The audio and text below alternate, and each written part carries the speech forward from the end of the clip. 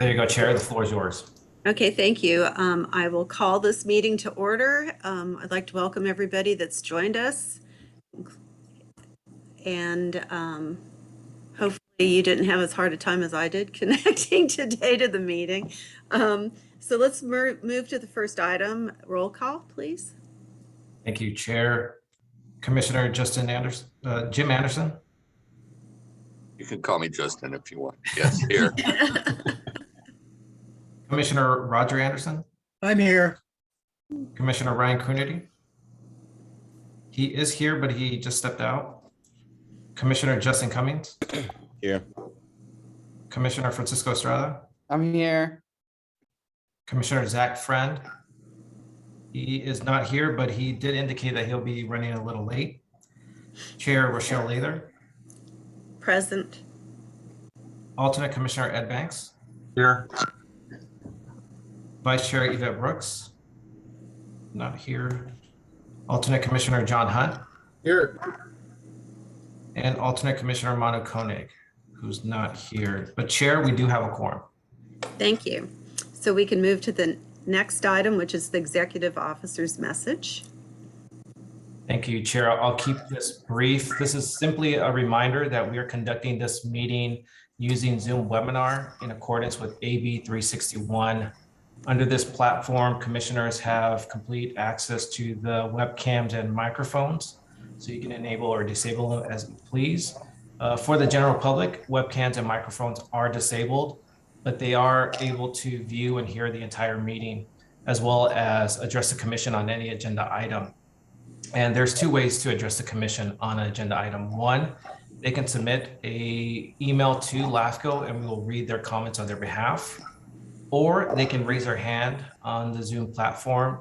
And once they're addressed by staff and the chair, they'll have up to 3 minutes to provide their comments on any agenda item. For those joining us via conference call, by pressing *9, you'll be able to raise your hand. After your 3 minutes are up, LAFCO staff will disable your microphone. And finally, for any item that requires commission action, a roll call vote will be administered. And Chair, that's my quick update. Thank you. So we will move on, because there's no action required, to adoption of the minutes. Do any commissioners have any questions or edits to the minutes? I move approval of the minutes of our last meeting. Is there a second? I'll second. Okay, we have approval, a motion and a second. Roll call, please.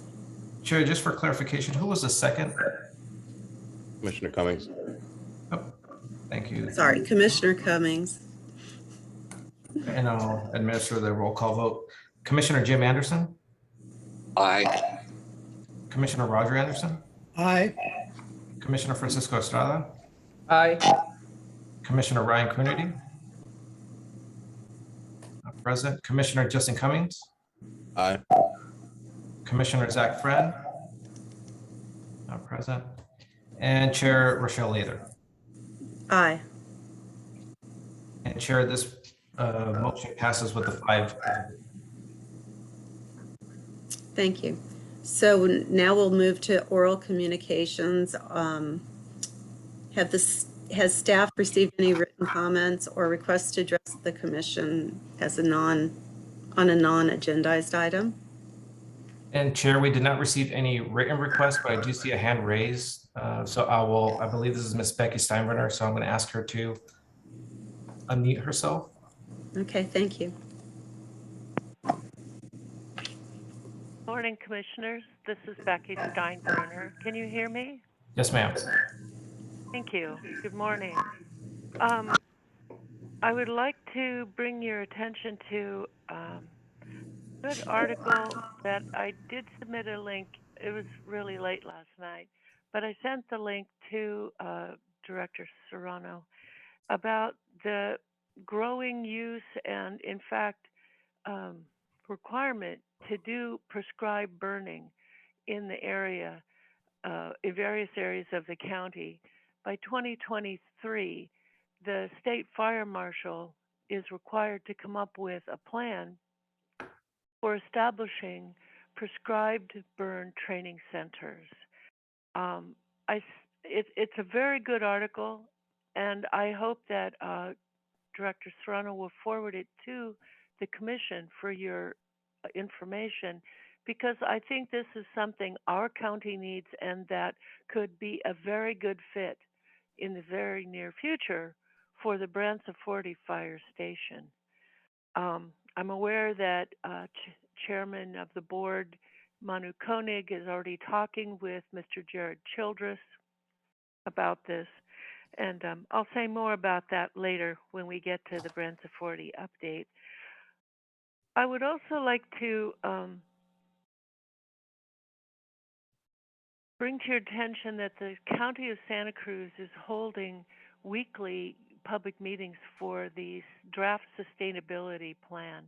In that plan, it talks about annexations around Watsonville. It's not clearly discussed in the plan where that would be, but I just want to bring it to your commission's One more attention minute, Ms. now. Becky. Thank you. And perhaps you can contact the planner in charge of that process, Ms. Stephanie Hansen, at the Planning Department, which, by the way, is combining with the Department of Public Works and will be called the Department of Economic Development or something. And Mr. Matt Machado is going to oversee both of those. I finally want to bring to your attention that I'm encouraged by the countywide water evaluation, and to make you aware that already many of the water companies are collaborating in an administrative way. Soquel Creek Water District has formed a study committee to work with Scotts Valley Water, and Monday night, the City of Santa Cruz Water Advisory Commission discussed the whole county, the whole supply plan that their water district will follow that includes great collaboration. This would support a regional consolidation of water management, and I think would be of great benefit to everyone in the county. Thank you very much. Thank you, Ms. Becky. And Chair, I will note on the first item that Ms. Becky brought up about her email that she sent last night. Staff did review that email. We did respond to her email, and we also included her email as a late correspondence on our agenda page on our website. So now that's available for not only the commissioner, but for the public. And Chair, I was going to discuss that response to her email on agenda item number 7, but would you like me to respond to it now or later in the agenda? Let's just wait till later in the agenda. You got it. And with that, Chair, I don't see any other requests to address the commission at this time. Okay, are there any commissioners that have anything to share that's not on the agenda?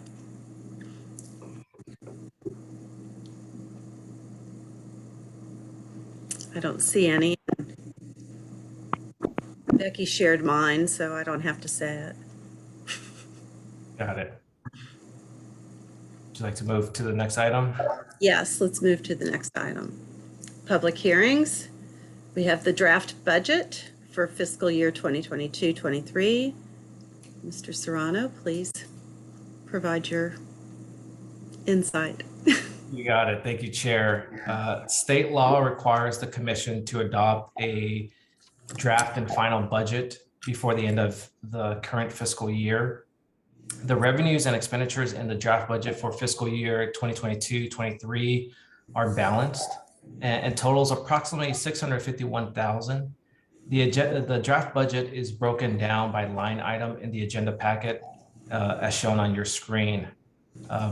As the commission is aware, our primary source of revenue is from our funding agencies, meaning the county, the cities, and the independent special districts. The rest is covered by our fund balance and projected interest. As shown on the screen, the apportionment amount from our funding agencies, which totals approximately $419,000, increased for the first time in 4 years. This increase is consistent with staff's projections when the current budget was adopted last year. That being said, the commission continues to look for ways to keep operational costs down. This has been accomplished over the past few years for two reasons. One, the commission has established a more conservative budgetary practice, which relies on historical data to produce more accurate budgets. And two, the commission has experienced a change in staffing, resulting in an overall lower salary range.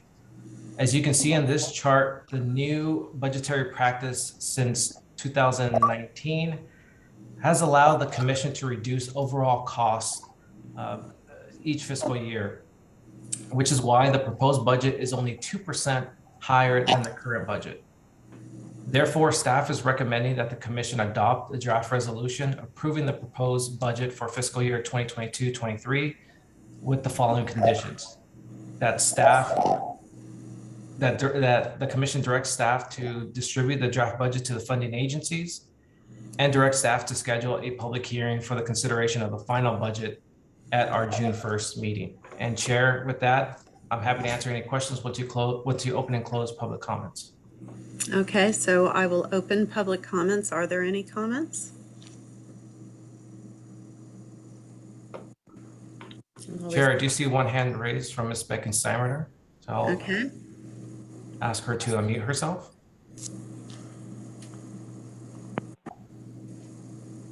Hello, this is Becky Steinbrenner. Can you hear me? Yes, ma'am. Thank you. Thank you once again for such a good presentation and a clear presentation of this information. I am always amazed at how much you get done all by yourself. And I worry about that a little bit, but I know you have backups. So I'm curious about the figure on page 7 of page 8, the 8-page initial report. I see the cost projected budgets going up. What makes you feel that the budget requirements will go up? Is that related to administrative costs or expert consultants that need to be brought in? And you'll have to forgive me, I have not looked at the line item budget to see where the dollar amount for the Fire Reorganization Consultant LLC, Mr. Don Jarvis, is in that, and also the retainer amount for the council, Josh Nelson from BB. Thank you again for your good work. I think we're very lucky to have you here in Santa Cruz County. Thank you, Ms. Becky. And Chair, I can answer those questions. okay. Yeah, so starting off with the last question about the professional services. So any contractual agreement with an outside consultant is under professional services. The current budget is $50,000. In this draft budget for 22-23, staff is recommending that the professional services budget line item be increased to $100,000. That will make sure that LAFCO can cover the cost for the Fire Reorganization Consulting LLC, as well as hiring an outside consultant to do the fire study that the commission has approved, and any other professional services agreements that the commission would like to consider. So to answer your question, Ms. Becky, that is coming out from the professional services agreement line item. And as for the projections, what LAFCO tries to do is provide a conservative outlook for the next 3 years. This is not required under state law, but this is just something that staff wants to provide to the commission. And the increase is only 2.5%, again, just to cover any inflation costs or CPI, but it just gives the funding agencies and the commission an idea of what the budget may look in the future. That being said, every fiscal year, LAFCO does a detailed analysis, and then the true cost will be shown. But again, these are merely projections, just a forecast for the commission to consider. If we could ask Ms. Steinbrenner to take her hand back down so that I'm not thinking that was from the last item, that would be helpful. Or if you can do that for her.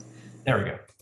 Okay, so there are no more public members that request to speak, so now let's bring it back to close the public.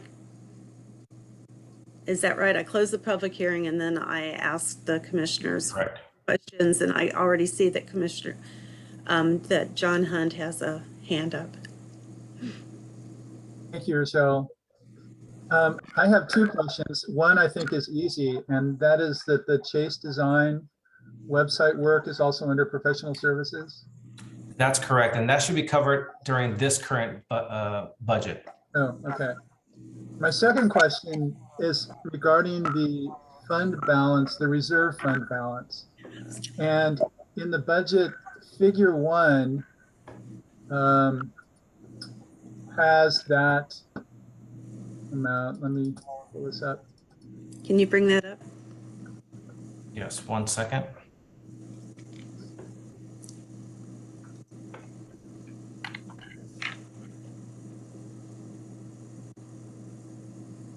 So figure 1 for the 2022-23 draft budget has that amount at $230,000. But table 1 appears to have that as assigned to the 21-22 budget rather than the 22-23 budget. So that is a good catch, Commissioner. That table 1 should say funds used to balance fiscal year 22-23 budget. Okay. That's just another typo that you discovered. So I apologize for that. Okay, no worries. I was just trying to make sense. Okay, thank you.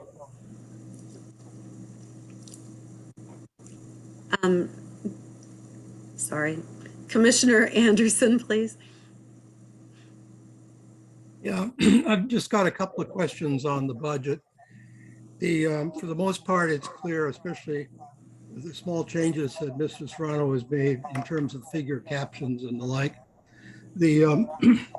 But there are a couple of things that I would like clarification on. Perhaps some of them explicit in the budget and some just with more narrative. And I'll try to go through these as reasonably as I can. But if we look at the PERS item, there's an item number there for $72,000. And I think we should actually have two budget items for PERS. One, the side fund, and secondly, our current expenses. It's still unclear to me from the narrative exactly what that $72,000 consists of. And I think it should be explained a little better. And they really are being treated as two different items. One we have to do every year. The other we choose to pay down more or less each year. Another item is the employee insurance. And I think it would be good to have that broken out a little bit better than just this total of $40,000. We all realize that healthcare and other types of not liability, but property damage insurance, and I guess liability as well for healthcare, these are all going up, and Mr. Banks can obviously tell us a lot about that. But 40,000 just for what's explained here seems high to me, and I think that should be broken out a little bit better. The other items that I have are about the attachment 4, item 5A. And I think we've got to be a little bit more recognizing about the effects of inflation. And there's no doubt that a lot of these items are going to go up by maybe 6 or 7% this next year, and who knows what will happen in the future. And so I think that it's not probably reasonable just to assume a 2.5% increase in these prices, but probably something at least somewhere in this attachment 4 that recognizes the fact that there is a significant likelihood of having much greater inflation advances. And so this will affect our budget. It will either mean cuts in some other things or mean be a larger one over the years. So with those suggestions, I think the budget looks pretty good to me. And Commissioner, I will note that I agree that there's always room for improvement on how we present the draft and final budget. So I'm more than happy to break down the CalPERS or pension costs into 2 line items, as well as the insurance. Staff's goal is to provide as detailed and transparent as possible when it comes to our financial performance now and in the future. So I'm more than happy to make those changes, as well as the 3-year projections. This is something that I like to provide to the commission just as a potential forecast, but that doesn't mean that we can be more detailed in the projection. So I'm more than happy to be more precise and just doing a flat 2.5% increase. We can look at actual line item to see which ones are going to go up by 7%, which are going to stay the same. That way it gives a true projection outlook. So I'm more than happy to do those amendments as well. The other advantage of having a little more realistic projections is that there may be different ways we want to do things today that might be more inflation resistant. So I think there's real advantage to having that table somewhat more realistic. I agree. Okay, is that it, Roger? Yeah, that's all. Okay, thank you. Jim Anderson has some questions. This is just a quick one, Joe. So the apportionment to the special district is the same amount as last year? I'm sorry, Commissioner Anderson, I didn't hear your question. The fee that the special districts each pay is the same as last year? No, so the total amount for the apportionments for the special districts has increased, and it's increased by approximately 5%. But for specifics, I would recommend looking at the apportionment breakdown, which is one of the attachments that really shows how much Felton Fire is going to pay for this coming fiscal year, which may be higher or lower. It really depends on the state controller's report that shows the total revenues. That's how the calculations are made. So that's a long answer to your question, but short answer is no, it's not the same from last year. It actually increased for the first time in 4 years. Okay, well, that was, as I, and I noticed it went from 800 and some $900. I know that's small compared to some of the others, but I noticed it's 1,030 this year. So I just wanted, the next question you already answered is the formula is what, 5%. So Yes. okay, thank you. Thank you. So anybody else? I have questions. Okay, Zach's on there. He's back. Thank you, Madam Chair. I don't have any questions. I just want to say that this is a very responsible budget. It's a very de minimis increase, especially considering the inflation pressures that have been facing across all the other budgets that all of us that serve on multiple boards are dealing with. So when it comes time, I'm prepared to move the recommended actions. I appreciate the questions of my colleagues, and I appreciate the specificity in the requests of Commissioner Anderson. I think that makes sense to break that out. I just want to keep the big picture in view, which is that overall, this is a very, very, very responsible budget that's being proposed by Mr. Serrano. And so I will be supporting it when it comes time. Thank you, Madam Chair. Thank you. My question, I guess I'm used to looking at county budgets, and I have my own budgets that I deal with. And I was just wondering what the actual expenditures were for 2021, 22, rather than the adopted. But I'm just used to seeing that. I don't know if it's required. Yes, so it should be shown in the attachment, but if we zoom into the actual adopted budget for 21-22 was 641,850 shown on the screen. Right, and is that the exact amount that was spent this year on, I guess the carryover of 230,785 would tell us that much didn't get spent. I see what you're saying. Yeah, this was the adopted amount, but I did not show the actual amount for fiscal year 21-22, and that's shown on a quarterly basis, Chair. So at our next meeting in May, when we have our quarterly report, we will show what the true costs were for the end of the fiscal year. Okay, I'm just, this was so nice and neat and tidy, but I'm used to seeing actuals. I also Estimated actuals, I should say. exactly, and that's the reason why I did not include it, because we're not done with the fiscal year. So what the numbers will show is not the true final actuals. It'll be an estimated actuals, and I like showing just black and white. This is what we adopted. This is what we're proposing. But that's why every quarter staff provides actual amounts at the end of each fiscal year. So that's what we're going to do in the coming months, is showing the commission the actuals. But that being said, I can include that as an additional column going forward. I don't know if anybody else cares. I'm probably the most. It's an easy column to include. So I think going forward, I'll do that because it's just additional information to consider. It just helps me understand where the numbers came from. Exactly. So I'll note that as well. Commissioner Cummings?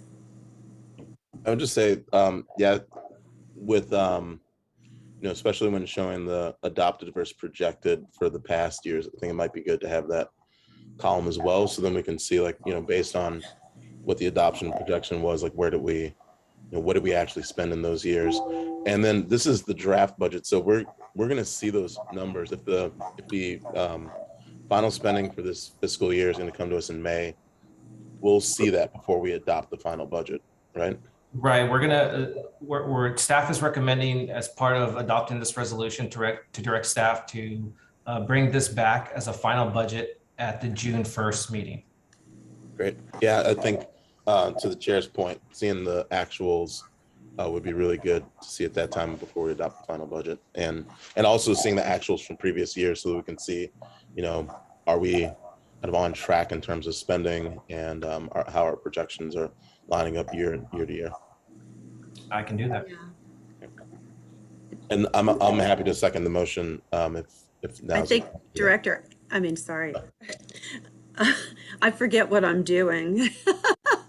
Commissioner Anderson has a comment. Well, and since you're adding columns, Joe, sometimes some of the budgets I'm privy to have a percentage of budget used, so what month of, if you're in the 8th month of the budget and you're 95% through, then you're which way you're going, I guess. Right. I can definitely include that column as well. That information is already internally available. It's just I don't want to overwhelm the tables with those line items, but again, I can add those columns easily, and that'll be presented at the June hearing. Actually, the estimated actual, you could just say as of whatever date, or right. 75, so you don't need an additional column, but you need to clarify what the date is.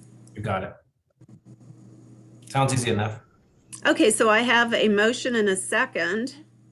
Are there any more comments? So we can take a roll call. Thank you, Chair. Commissioner Jim Anderson. Aye. Commissioner Roger Anderson. Aye. Commissioner Francisco Estrada. Aye. Commissioner Ryan Coonerty. Aye. Commissioner Justin Cummings. Aye. Commissioner Zach Friend. Aye. And Chair Rochelle Lather. Aye. And Chair, this motion passes unanimously. Okay, now I got to remember where I am. I think I'm at other business. We are on 6A, correct? And that would be continuation of the remote meetings. Yes, ma'am. And I will just give a quick presentation as a reminder to the commission. In November, the commission adopted a resolution directing staff to fulfill requirements under AB 361. As you may recall, this new law allows us to continue conducting virtual meetings under a state of emergency. The commission also directed staff to provide monthly updates on the status of the pandemic in order to determine if the next LAFCO meeting can be held in person. The commission has previously received updates in January, February, and March, which have resulted in the commission ratifying the existing resolution. At this time, the statewide mask mandate has been lifted, and the local mandates only recommend masks for indoor settings regardless of vaccination status. While we are still under a state of emergency, the commission has the option to continue virtual meetings or revert back to in-person meetings starting in November or starting in May 4th. Chair, that concludes my presentation. I'm happy to answer any questions once you open and close public comment. Thank you. So do we have any public comment on this item? We do have one from Ms. Becky Steinbrenner. So Ms. Becky, I'm asking you to unmute yourself. Thank you. This is Becky Steinbrenner. Can you hear me? Yes, ma'am. Thank you. I would like to see this commission follow what many groups are doing, including County Board of Supervisors, and hold hybrid meetings. I think that gives people the best flexibility for whatever reasons they have to make a determination about whether they want to come to an in-person. I would support hybrid meetings and that they be recorded. This is great, and hope that the recordings will continue to be put up available to the public. Thank you. Thank you, Ms. Becky. I muted myself. So are there any other public comments? If not, we can move to close the public part of this and move to the board members. Madam Chair, this is Zach. I'll move the recommended actions of the continuation of the meetings. I do know that there's state legislation right now that's looking to make the possibility permanent. I do hear what Ms. Steinbrenner is saying. LAFCO doesn't have the same capabilities that the board has in regards to being able to broadcast the meetings, or it would actually add a pretty substantial additional cost of going into the hybrid model. So I think that at least until we have clarity on the state legislation, which should be coming down the pike pretty soon, I'll move the recommended actions of continuing the remote meetings. Thank you, Zach. Justin Cummings has a comment. I just had a question, kind of to Commissioner Friend's point. I was just wondering if there's a way, or do we know what that additional cost would be for hybrid meetings, especially given the context of our conversation around the budget? So good question, Commissioner. LAFCO staff is coordinating with the county to see what the cost would be. There are some issues using the chambers and doing a hybrid approach, just because we have a larger commission. We have 11 board members, as well as the county uses Microsoft Teams. LAFCO uses Zoom. So there's a little discrepancies that may or may not affect LAFCO being able to use the county's hybrid model. So because of that, we don't have a true cost at this time, or whether or not we can implement that. So staff is looking into it, but at this time, if the commission does move forward with continuing the virtual meetings, at least until May, that gives staff more time to determine whether or not a hybrid option is even possible. Great. Yeah, that was my one concern, is just kind of understanding like what are the limitations in terms of implementation and costs around the hybrid meetings. So thank you for that. And Commissioner Cummings, I would consider, I think you raise an outstanding point. This is Zach again. What I would say is I'll move to continue the remote meetings with the additional direction that the executive officer come back at the next meeting just with the costs or general process that would be required for hybrid meetings. Then the commission can make the determination if that's something we find feasible. Okay. Yeah, I'll go ahead and second that motion. Okay, Roger Anderson has a. Yeah, I think this is a good idea to get an idea of the cost of meetings. The aspect of the cost I'm perhaps most concerned about is the amount of Mr. Serrano's time will be increased by doing this sort of extra step. So I'd hope that would be part of your cost estimation, is what impacts it'll have on a rather small LAFCO staff. That's a great point, Commissioner Roger Anderson. I like to think that I can do everything at the same time, but it is kind of a juggling act to do a hybrid. Just doing a virtual meeting alone, it does take time for LAFCO staff to get everything prepared. That doesn't mean it's impossible, but I will include that as part of my analysis that I'll present back in May. And anybody else? I just had my request that I discussed earlier is if there was a possibility of in your emails giving us a direct link so we don't have to figure out what the password is and go through the public one, that would be great. If it's not possible, that's fine too, but I think I've done that in other board kind of meetings, so. And I'm glad you brought that up, Chair. I just want, since we're talking about that, I wanted to ask the other commissioners, did you receive a kind of reminder email yesterday before providing you the link? Because I want to make sure if it's a board issue or if it's just a singular. It's a Rochelle issue. I don't want to say anything else because I know other commissioners had issues. I just want to make sure if it's a bigger problem, then I could. Well, Mr. Serrano, this is Zach. I received it. It comes from Zoom, and so it's possible that other commissioners are finding this in their clutter or junk boxes, and that is a direct link without a password for the chair. So there could be an issue in regards to that.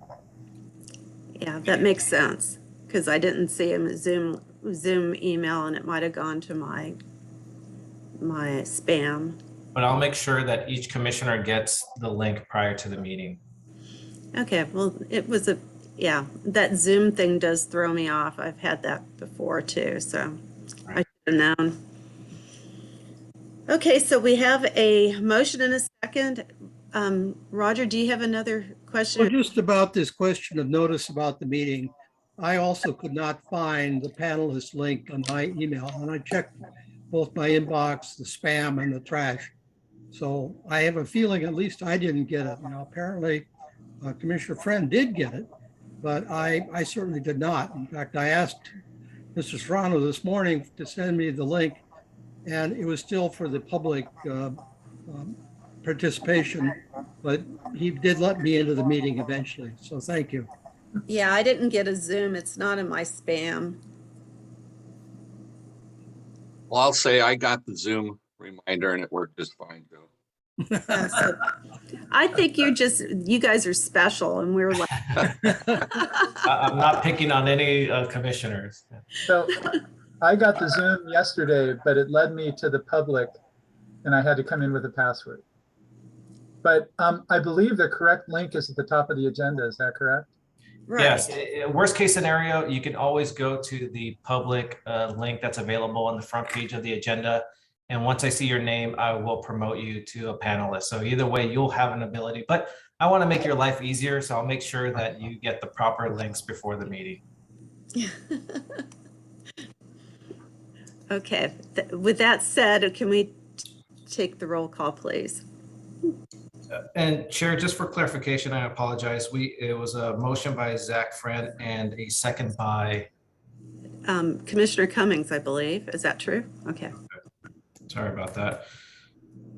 Okay, so roll call. Commissioner Jim Anderson. Aye. Commissioner Roger Anderson. Aye. Commissioner Francisco Estrada. Aye. Commissioner Ryan Crunity. Aye. Commissioner Justin Cummings. Aye. Commissioner Zach Friend. Aye. And Chair Rochelle Leather. Aye.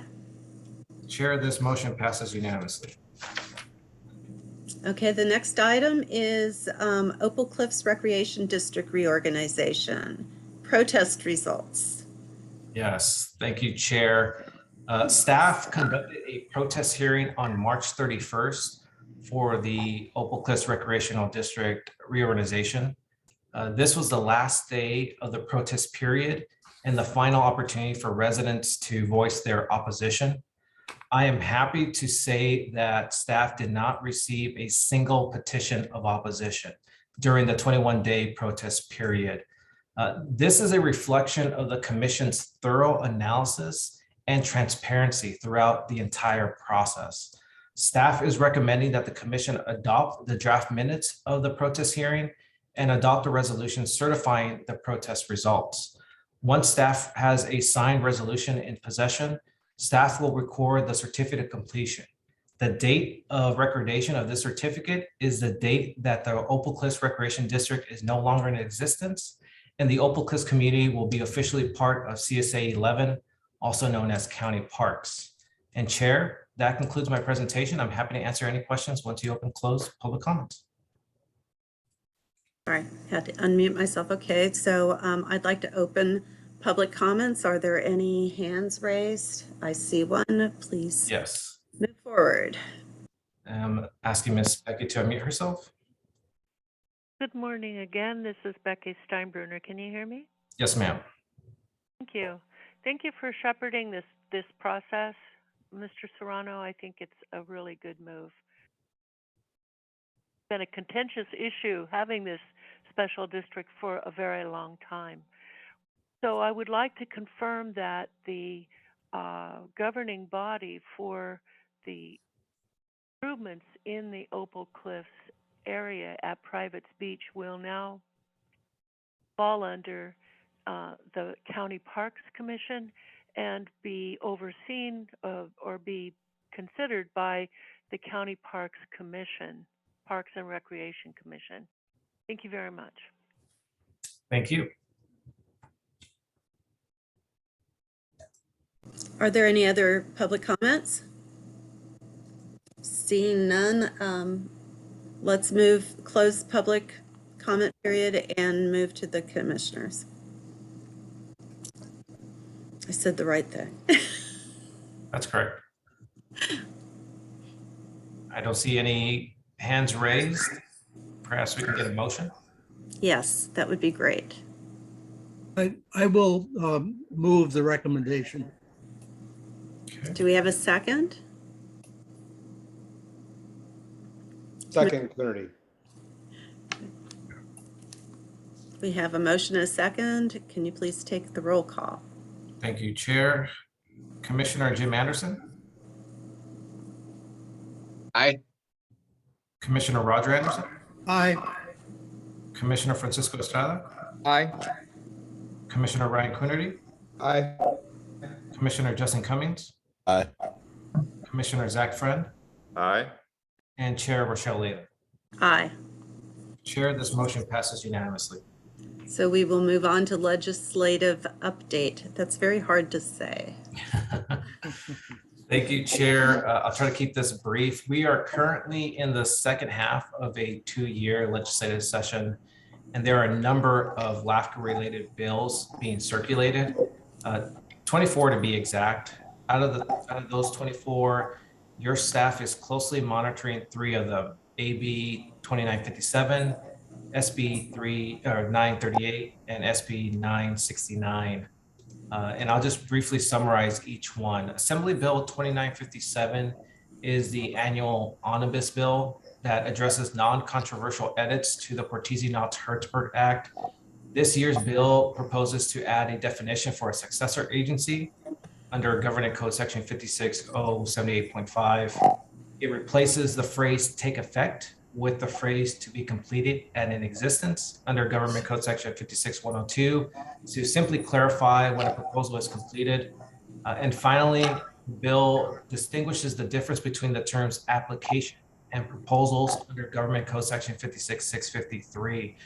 For those who are not aware, all requests for a boundary change are considered applications, and it's not until LAFCO deems the project complete, ready for commission consideration, does it transition to an officially as a proposal. So that just clarifies it in this omnibus bill. The next one is Senate Bill 938. This is a result of a multi-year effort between Cal-LAFCO, the California Special Districts Association, the California State Association of Counties, the League of Cities, and other stakeholders to clarify the provisions for dissolutions initiated by LAFCO under specific circumstances. If approved, the bill would increase the protest threshold from 10% to 25%, which would be consistent with other protest thresholds in the Porteous-Hertzberg Act. The amendments include specific conditions under which LAFCO may initiate the dissolution of a special district with a 25% threshold. And finally, we have Senate Bill 969, which is a follow-up bill to Senate Bill 418 that created the Pajaro Valley Healthcare District earlier this year. This new bill would address LAFCO's concerns and would clarify LAFCO's role now and in the future. Chair, due to the significance of each bill, staff is recommending that the commission adopt a support position for all three of these bills and direct staff to submit letters of support to the bill's authors. Chair, that concludes my presentation. I'd be happy to answer any questions once you open and close public comments. Thank you. So do we have any public comments? Don't see any hands raised at this time. Okay, so I will close the public comment period and move on to board members. I see that Commissioner Roger Anderson has got something to say. Well, I was just wondering if there is any more information on the 3 validation bills, which I don't understand exactly what they're for. And then the other question I had was one about the spot bills. Have they transformed into something substantial yet or not? In regards to the spot bills, I don't have any additional information to see if they've transitioned to something else. But Commissioner Roger Anderson, what was your first question? I missed that. Question was, what are these 3 validation bills? They're very mysterious, and I was wondering if you can explain them a little bit more. I don't have additional information regarding those bills, to be honest with you, Chair. So I don't want to give you false information or inadequate information on those.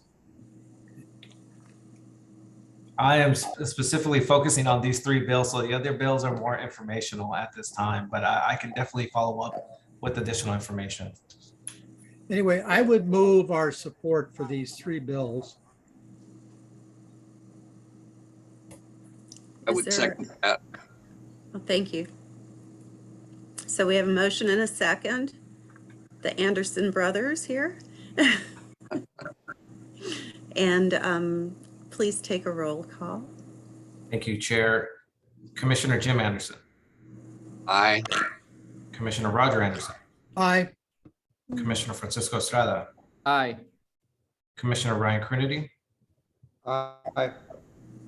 Commissioner Justin Cummings. Aye. Commissioner Zach Friend. I'll come back to him.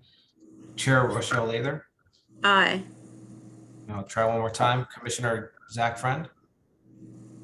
Maybe he just Aye. muted. There we go. Chair, this passes unanimously.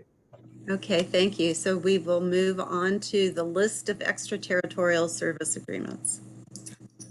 Thank you, Chair. In September of last year, the Commission received a thorough analysis of each active extraterritorial service agreement in the county. In total, there are 42 active ESAs involving 8 local agencies. At the September meeting, the Commission directed staff to reach out to the affected agencies to determine if and when annexation may occur. I'm happy to report that the Davenport County Sanitation District and the Scotts Valley Water District have expressed interest in annexing all of their ESAs, and LAFCO is hoping to get their applications within the next few months. The city of Watsonville is also preparing to annex one of their ESAs once the housing development within that ESA is completed. The remaining agencies have indicated that annexation is not possible at this time, but are open to exploring the idea in the near future. LAFCO will continue to coordinate with all the affected agencies to ensure that these ESAs eventually transition into annexations. But for now, LAFCO will focus on the agencies that have expressed annexation or interest in annexation so we can move forward with those applications. And to staff, this was a success, not only because we are getting applications, but because we have established an outlet with the affected agencies, and staff will use this bridge regularly to ensure that everyone is up to date on these active agreements. But with that, Chair, this is an informational item. No commission action is required, but I am more than happy to answer any questions once you open and close public comments. Okay, so I will open public comment. Is there, it looks like there's a hand. Yes, and Ms. Becky, I'm asking to unmute yourself.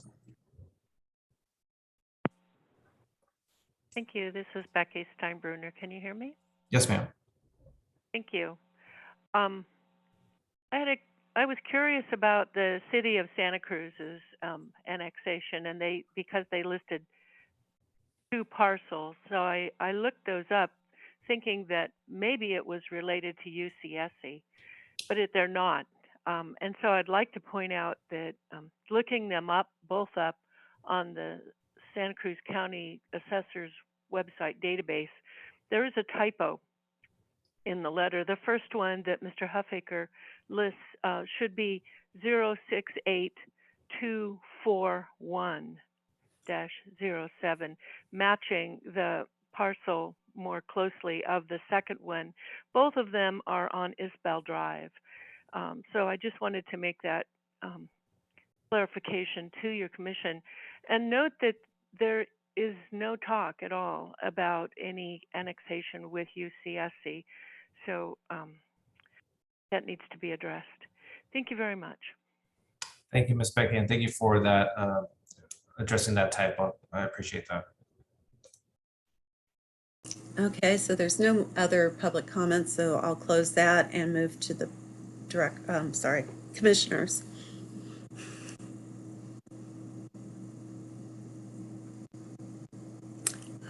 Commissioner Anderson, Jim Anderson.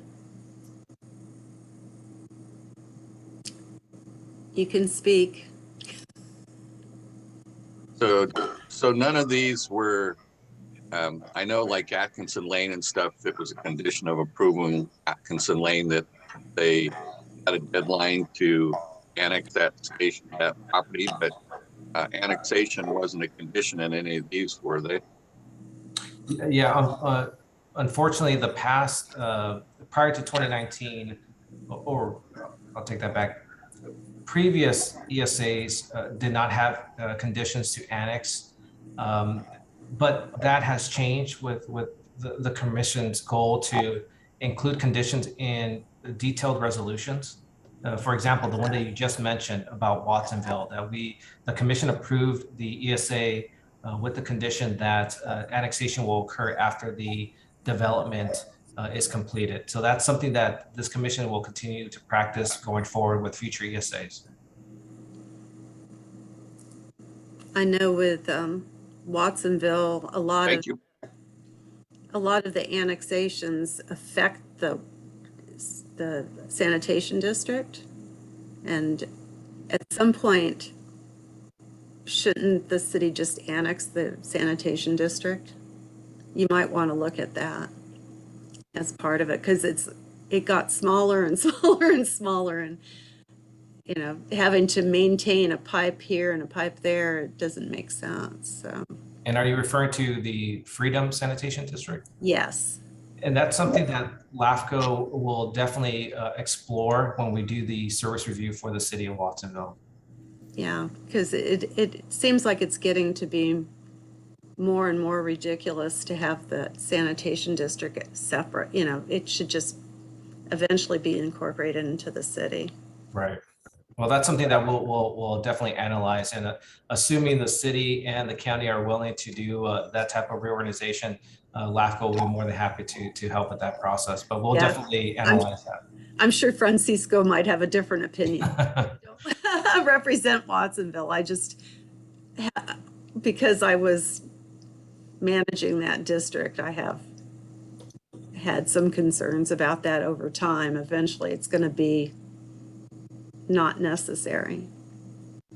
Yeah, our analysis would determine whether or not if the timing is right now or in the foreseeable future. But we'll definitely explore it. Yeah, it's okay. Anyway, are there any other comments, or can we move? Do we have an action? I think it's no action. It was no action.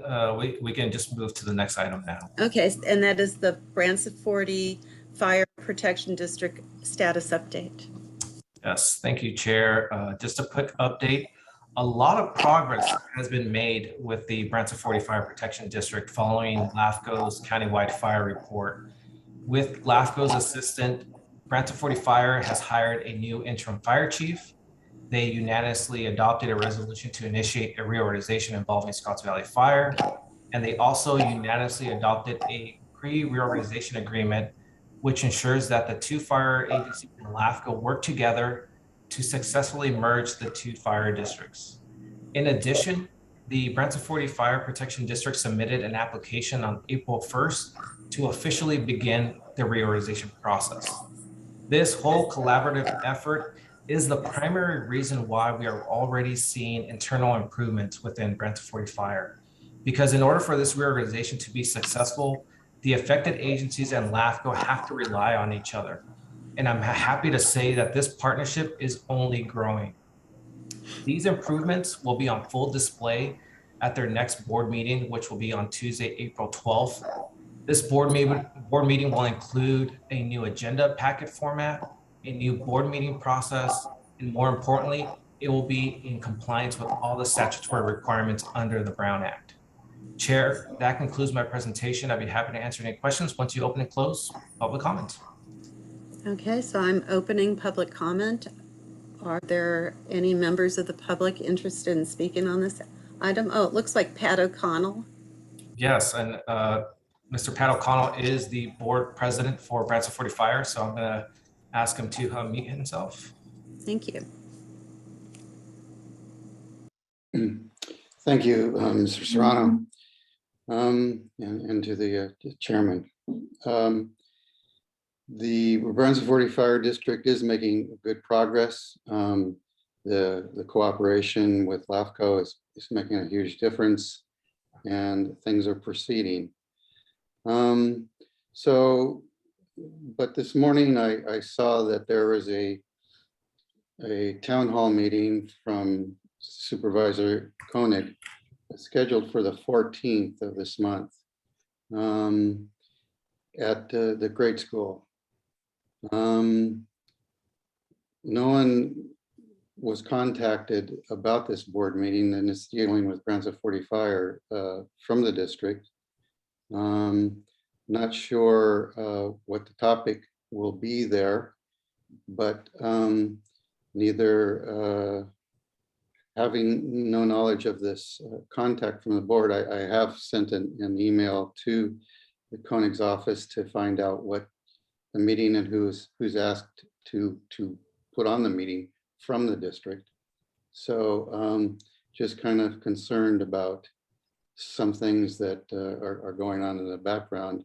Don't want them to conflict with what we're trying to do, or whether this is a good, this could be a good thing, but I just was surprised by the meeting. So I wondered if anybody at LAFCO knew that this was coming. And again, that would be my question.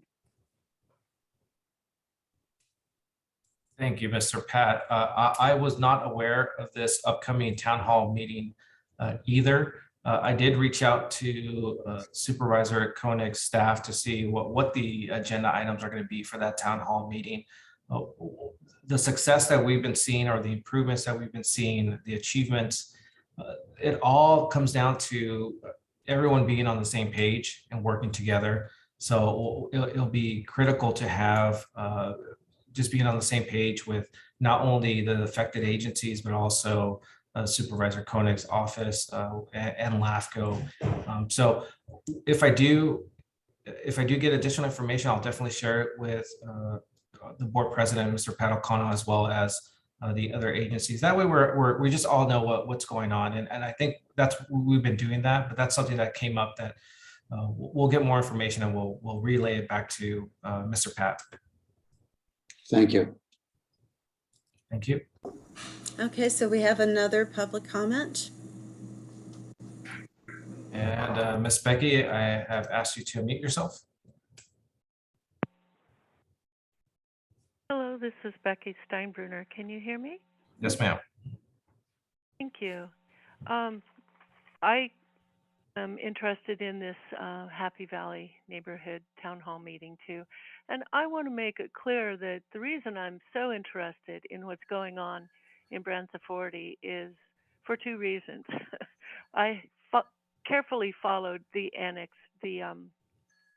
consolidation of the two fire departments, Aptos, La Selva, and Central, in my community. And I think it's a very interesting process, and I think the outcome of that particular consolidation has been very good. There are a lot of questions around the Branciforte and Scotts Valley consolidation, mostly about the impending, if this goes forward, the impending substantial annual tax. I've heard a number of $1,000 a year for the Branciforte residents that would be assessed upon them to keep their neighborhood station open. I again want to bring to you the idea of using that station for something related but a little different, and that would be to promote a training center for prescribed burning and vegetation management. There are more than 9 volunteers signed up to do this. In fact, there are 14 and possibly 20 volunteers that have signed up that are firefighters and are training in prescribed burn and have their FT2 certification that are ready to go to do this. This would be a great thing for our county and the region, because we would have a training center for prescribed burn vegetation management, and we would be a star on the map as well, and it would be a gold star, not a black one due to fire.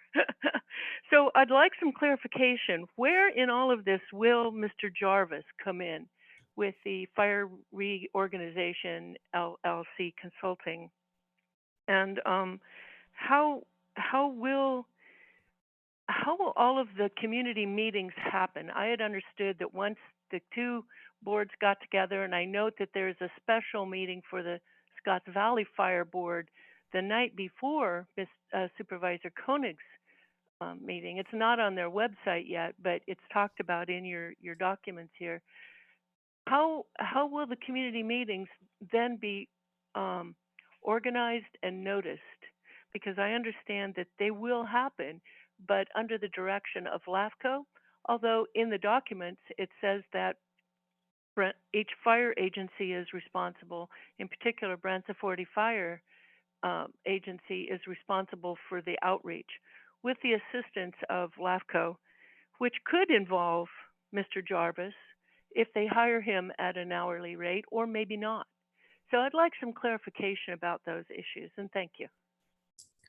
Thank you, Ms. Becky. And as you mentioned, Don Jarvis and his Fire Reorganization consulting firm was hired by LAFCO, and he has been instrumental in helping Branciforte with the internal improvements, with the agendas, and they're updating their policies. He was very instrumental in crafting an RFP for the benefit assessment study that Branciforte Fire is going to be distributing, assuming that the board approves that RFP at their next board meeting. So Don Jarvis has been very helpful, specifically with Branciforte in the last few weeks in helping them. And that's the reason why this commission hired him, is for his fire expertise as a former fire chief, as a former firefighter. He knows the ins and outs of how a fire district should operate. And so he's been very helpful guiding the interim fire chief and providing assistance to the fire board. And Chair, I also want to take this opportunity to address Ms. Becky's email that she sent out, and she just mentioned it again about prescribed burns. She did ask for LAFCO's response to her email. So I just want to briefly summarize LAFCO's response, or staff's response. So we'll skip this item. We'll skip the written correspondence. Yeah, I think it's appropriate to just have the discussion now. Okay. If you don't mind. That's fine. I do agree that the fire mitigation is critical, not only in Santa Cruz County, but throughout the state. I do think it's premature to identify Branciforte Fire as an ideal candidate or a good fit. For one, I have not heard Branciforte Fire consider establishing a prescribed fire training center, nor has the district conducted any analysis for it. On the other hand, as I mentioned earlier this morning, Branciforte Fire has recently submitted an application to dissolve and have its existing service area concurrently annexed into Scotts Valley Fire. In addition, the Branciforte Fire Board has made it clear that keeping the fire station open is their top priority.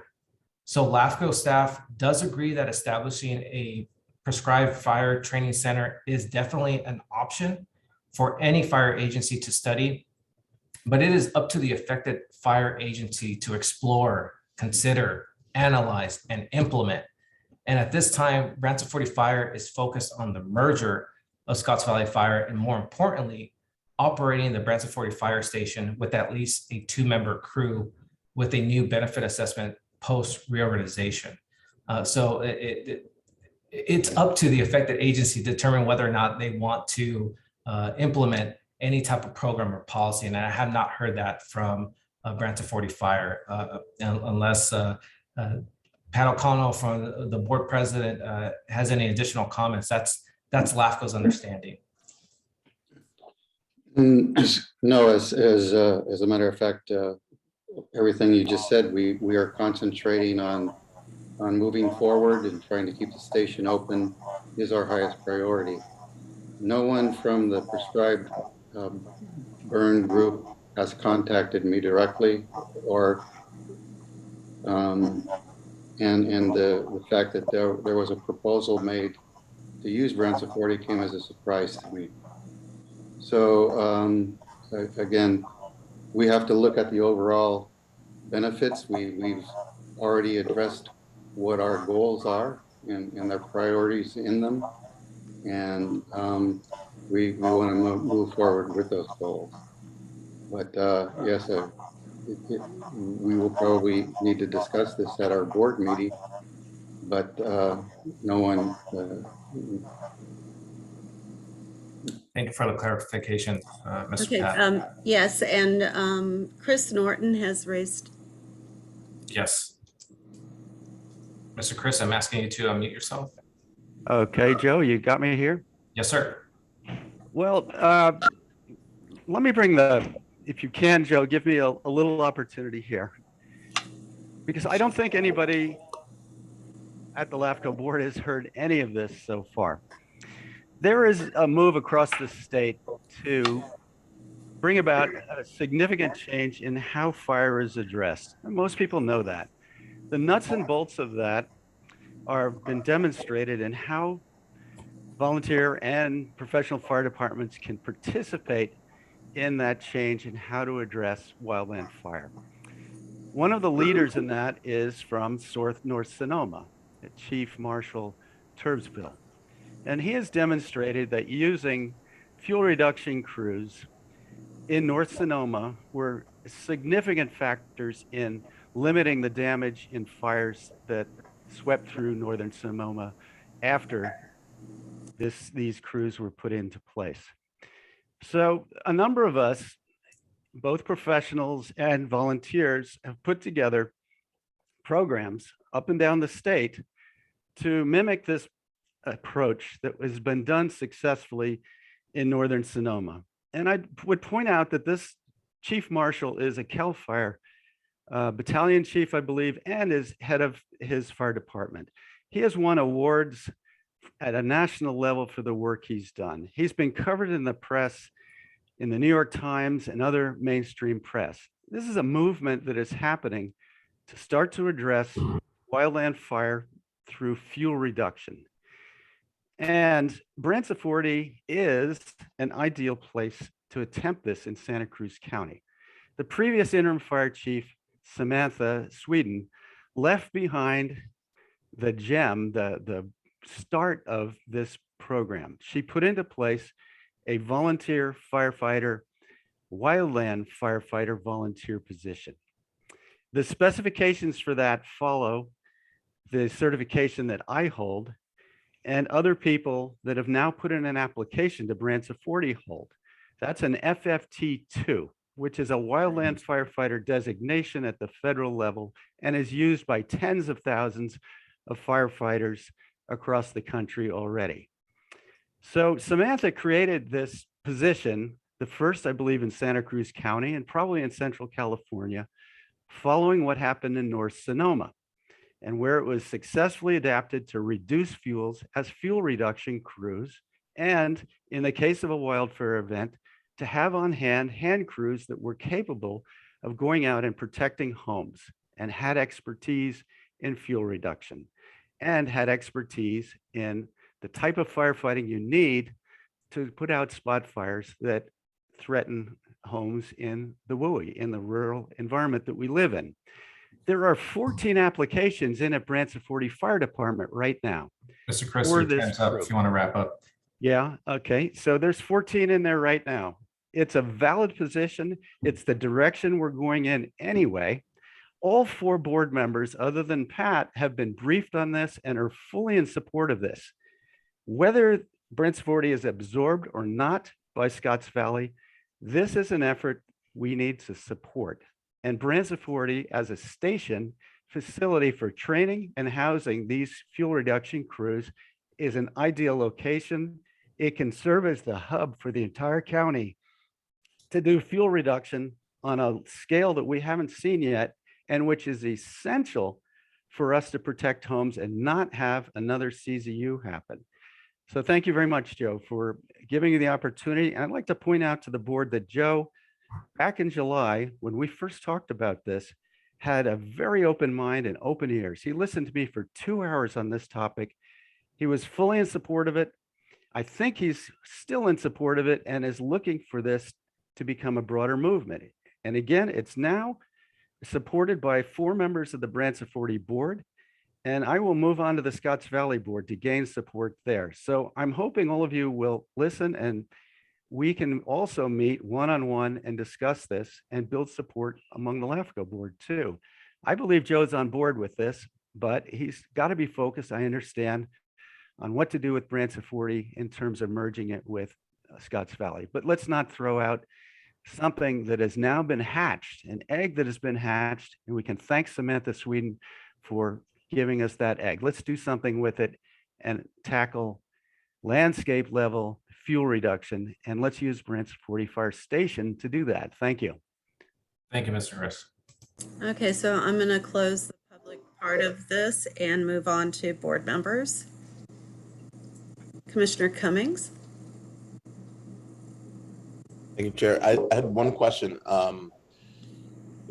Understanding that there's an effort that's going to be underway to kind of do this regional reassessment of the fire districts as a whole throughout the entire county. I'm just kind of wondering how this fits in with that effort. I know that, because of the concerns that have been raised around Branciforte fire, that there was, a level of urgency to try to see how we could have that fire district better operate. But I'm just kind of wondering if you can comment on, there's going to be an effort to merge this with Scotts Valley, but then within the larger context of this regional reassessment, kind of how that fits within that picture as well.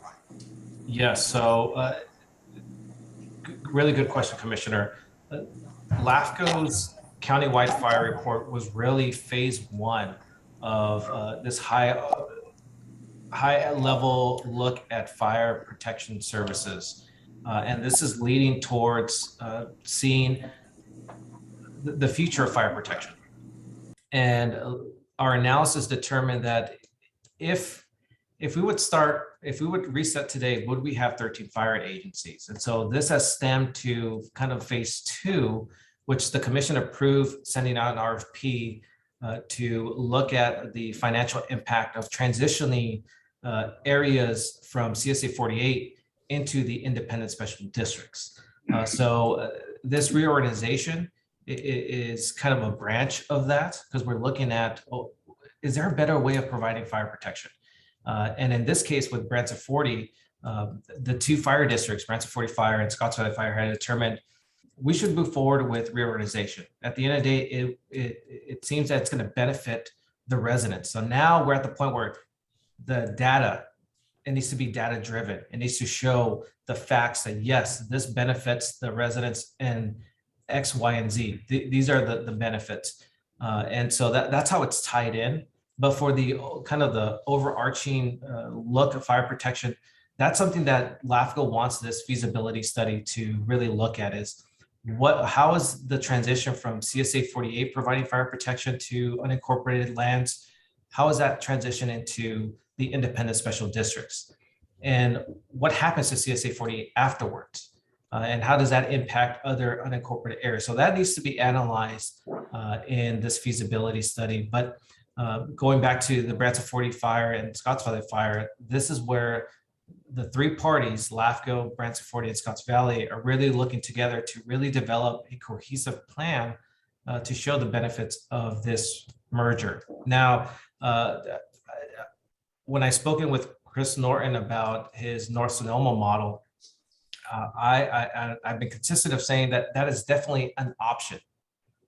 What LAFCO is recommending is that the districts explore all options.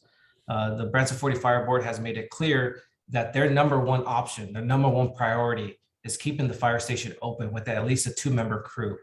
Scotts Valley Fire, assuming this reorganization does move forward and gets finalized, they've indicated that they are willing to take over that fire station with a 2-member crew. But we need to determine how is it going to be funded? So that's why Branciforte Fire is really spearheading an effort to hire an outside consultant, analyze what the benefit assessment will be for the residents, and then present it to the residents to determine whether or not they support it. Now, in the event that the benefit assessment is not successful, we need to have a plan B, a plan C. What other options, what else can we do with the fire station? And at that time, an analysis needs to be done on alternatives.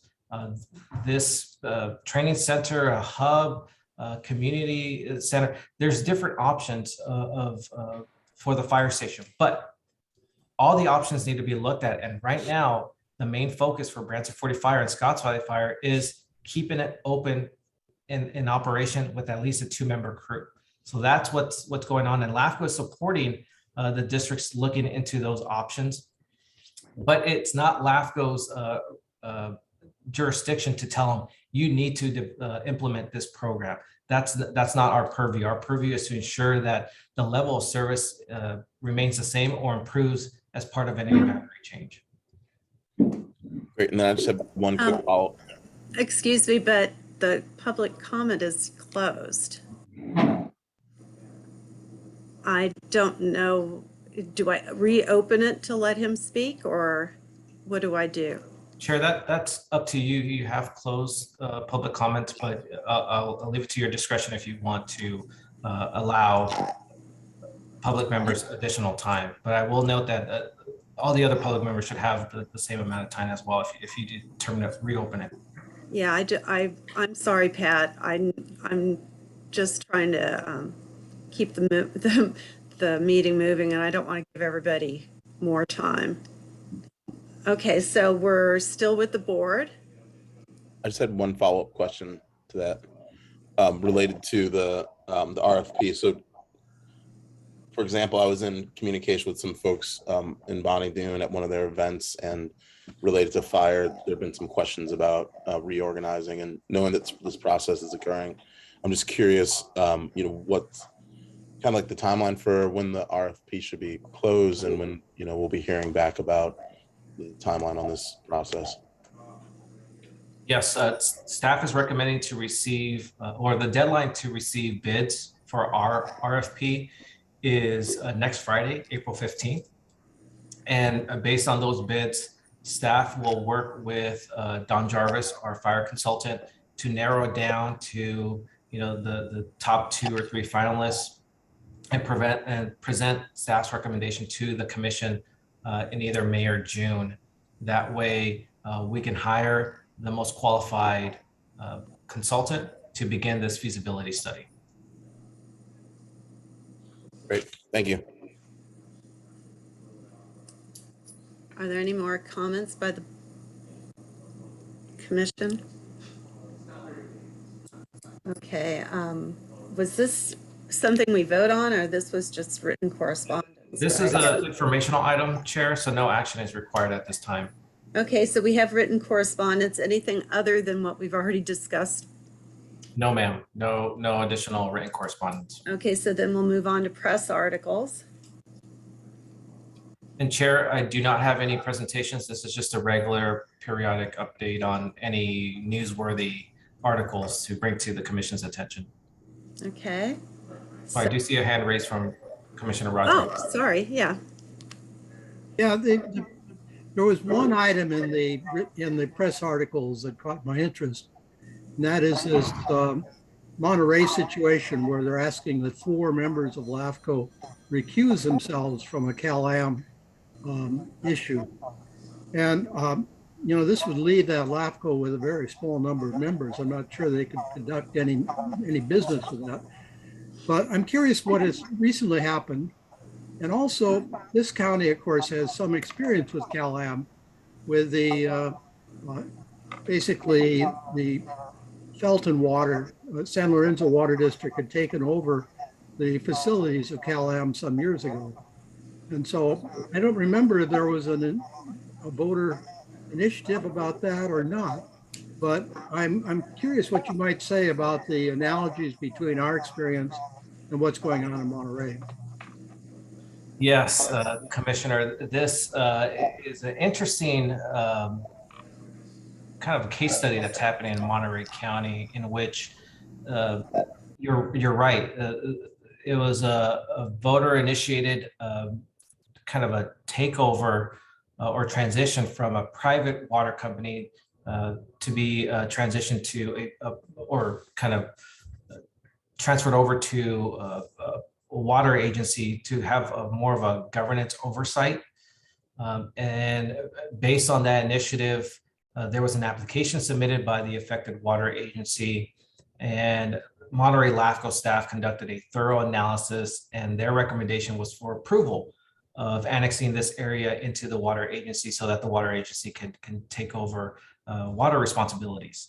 However, the commission went against staff's recommendation and voted against it. And that's what led to these potential lawsuits and asking certain commissioners to recuse themselves. And so that's the situation that's happening now.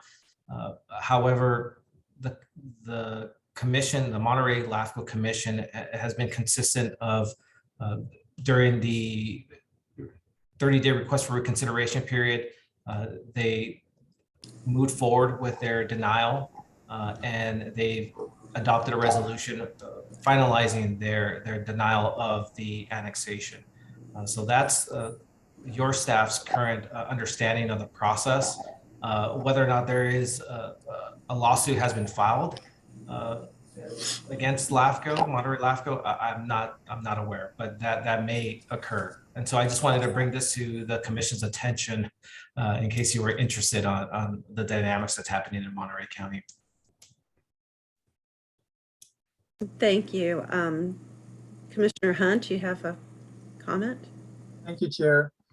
I was interested in understanding the extent to which LAFCO will be involved with the Measure U vote in Watsonville, if it actually is going to affect the sphere or the development lines for the city.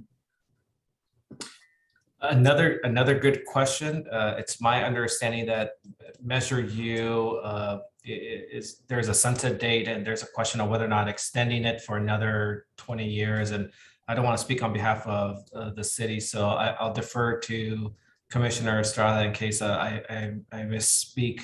But for LAFCO's position, I think it's very similar to what's happening with Branciforte Fire and the prescribed burn training center program.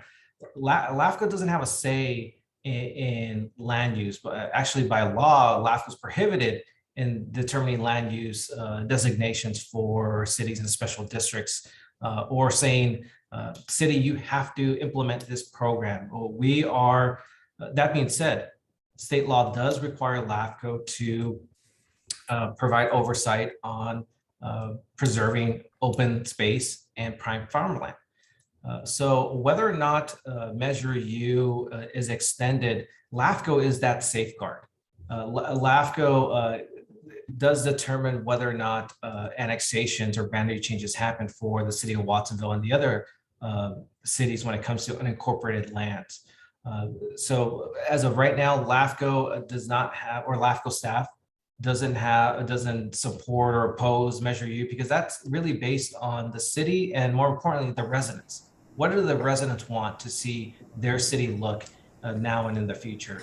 And if the city wants to annex territory, regardless of where that location is, LAFCO is going to do its due diligence to determine whether or not that's within or consistent with state law and the commission's policies. I apparently missed that I was supposed to request public comment.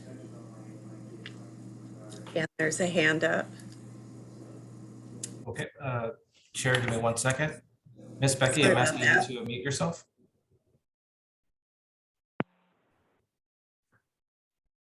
Thank you, Chairman. I appreciate the opportunity to speak about this issue. This is Becky Steinbrunner. Can you hear me? Yes, ma'am. Thank you.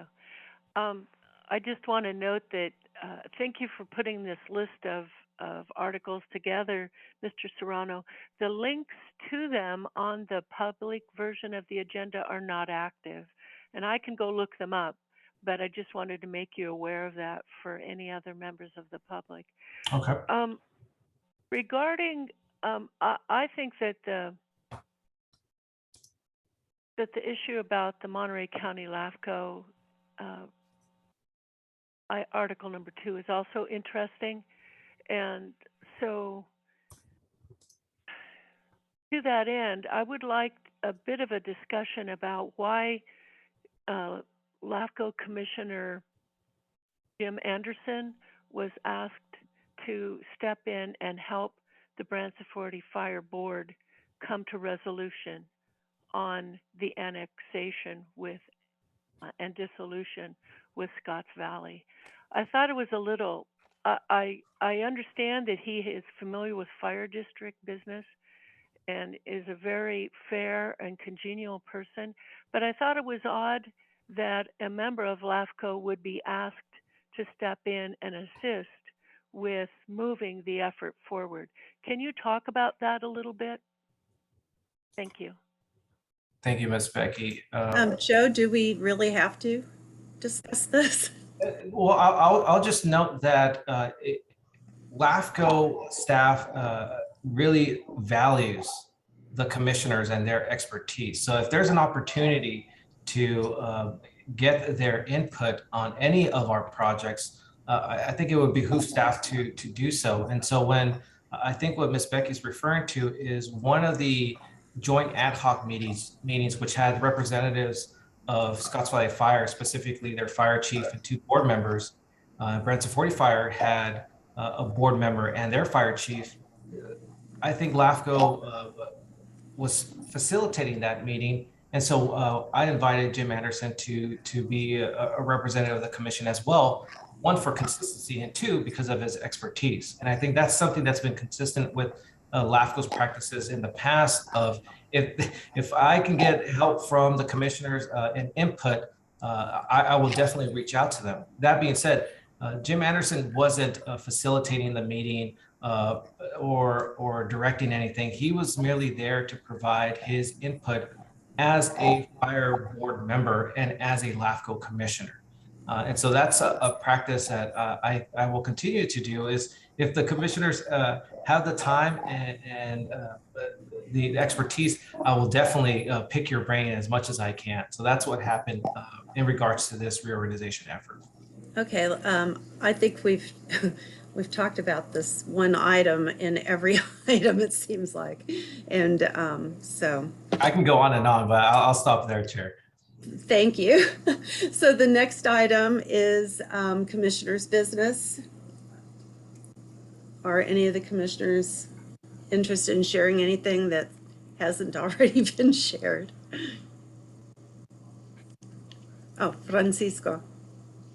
Thank you. I know it's not a bit LAFCO related, but I'd like to invite all of you to our Watsonville Nerdville May 1st, Sunday, May 1st.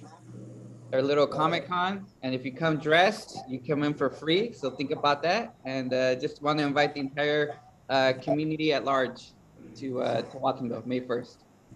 Great. Great, having kids that love that stuff. I think I might even have an outfit. I don't have kids and I might go. Okay, so is there any other business to be discussed, or can we move on to adjournment? Our next meeting will be Wednesday, May 4th at 9 a.m. And if there aren't, do I have to do? I move adjournment. There we Yeah, go. did we vote on adjournment? No. It varies in boards, but this one, you could take the lead and just say, we're done. Oh, good. Okay, we're done. Thank you all. Thank you, commissioners. Okay, bye. Appreciate it. Bye, everyone. Longer meeting than usual, but it was very informative. So I appreciate everyone's input. Okay, now I got to figure out how to exit. I'll end it for everybody. Oh, thank you.